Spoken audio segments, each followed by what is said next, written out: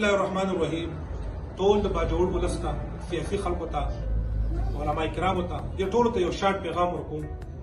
الیکشن تقریبا په ختمېدو باندې دی، کمپینونه مکمل شول، خو د الیکشن نه مخکې زموږ په باجوړ باندې یو څو داسې واقعیات رال چې په خلکو کې یېره، وحشت او ډېر زیات پریشانۍ پیدا شولې.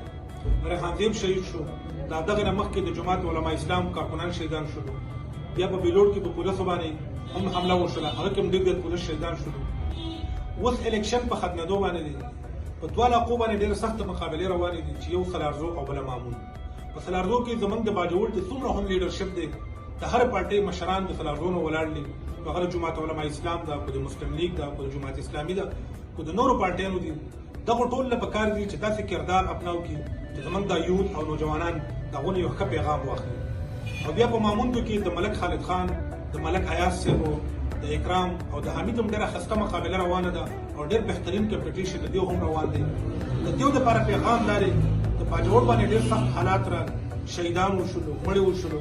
الیکشن به خامخا یو کینډیډیټ ګټي، کله مقابله شروع شي نو یو به پکې جیت کوي او نور به هغه مقابله بېلي.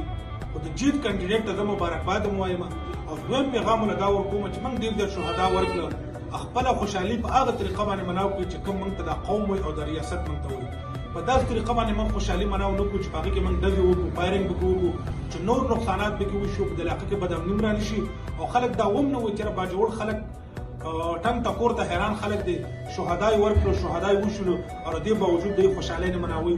چې موږ خپله خوشحالي په هغه طریقه باندې مناو کړو چې کوم موږ ته قانون ویلي، ریاست راته ویلې ده او د معاشرې رواج راته ویل ده چې په هغه طریقه باندې موږ خپله خوشحالي مناو کړو. والسلام.